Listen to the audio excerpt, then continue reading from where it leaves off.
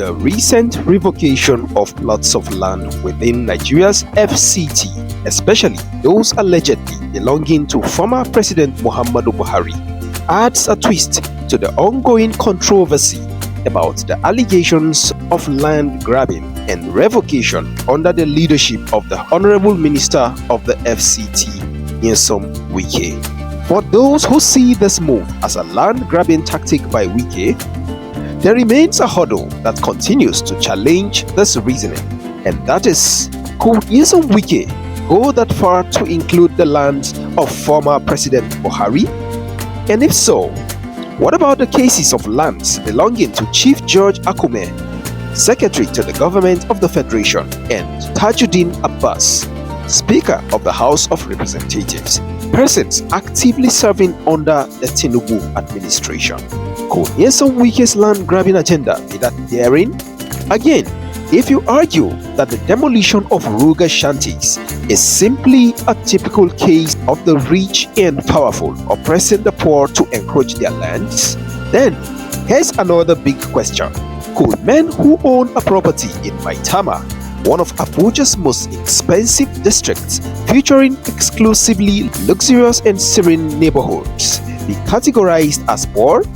Or could this be a signal that Nigerians are simply unprepared for a government that is ready to tackle anybody in order to do the right thing? Listen on, and we'll show you where all this leaves Nigeria as a nation. But first, here's the story. In a bold move that has sent shockwaves through Nigeria's political landscape, Nyesom Wike, the Minister of Nigeria's Federal Capital Territory (FCT), has revoked the land titles of several prominent figures in Nigeria. This action affects 762 plots in Abuja's upscale Maitama district, with notable individuals such as former President Muhammadu Buhari, House of Representatives Speaker Tajudeen Abbas, and Secretary to the Government of the Federation Chief George Akume among those impacted.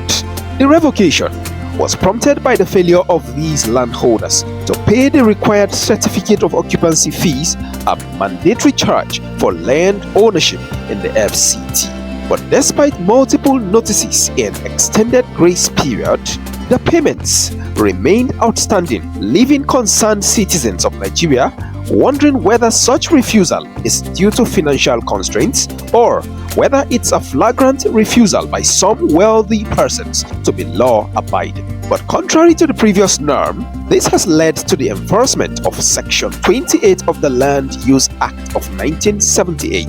This law grants the minister authority to withdraw land rights when payment obligations are unmet. Among the affected properties is a plot allocated to the Muhammadu Buhari Foundation. Although former President Buhari has distanced himself from this allocation, with his spokesperson Garba Shehu clarifying that Buhari declined personal land allocations during his tenure, emphasizing that the foundation's land dealings were managed independently even though owned by persons related to Buhari. Regardless, the revocation of the plot earlier allocated to the Muhammadu Buhari Foundation seems to bear the footprints of a government that has the political will to administer justice and equity irrespective of status. But then, how ready are Nigerians for this? Let's hear your opinion in the comment section below.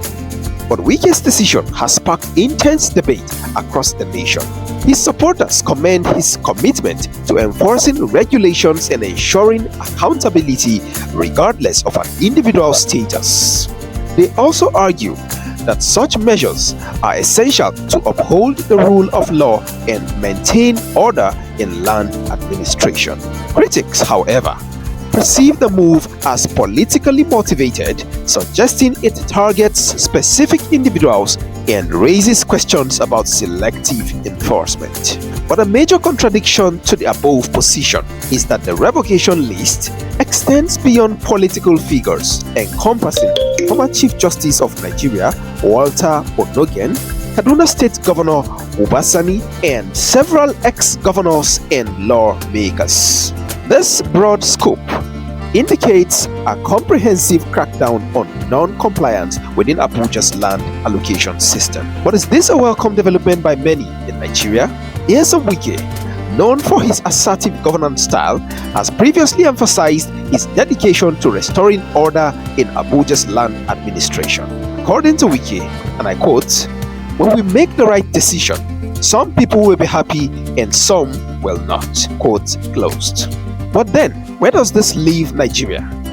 And if the public continue to cry foul against a government that has no respect of persons in its administration of justice, at least in land matters as we see in the FCT, could this be a signal that Nigerians are already at home with its long-standing culture where the law is enforced on its citizens based on their social status? Or have Nigerians become gradually accustomed to a system of impunity? As the situation unfolds, it remains to be seen how the affected individuals will respond and what legal or political repercussions may ensue. This development underscores the ongoing challenges in managing Nigeria's capital territory and the delicate balance between enforcing regulations and navigating the nation's complex political dynamics. Thanks for watching, and if this is your first time on this channel, please make sure to click on the subscribe and notification button for more of our videos on Nigerian politics and the Nigerian economy.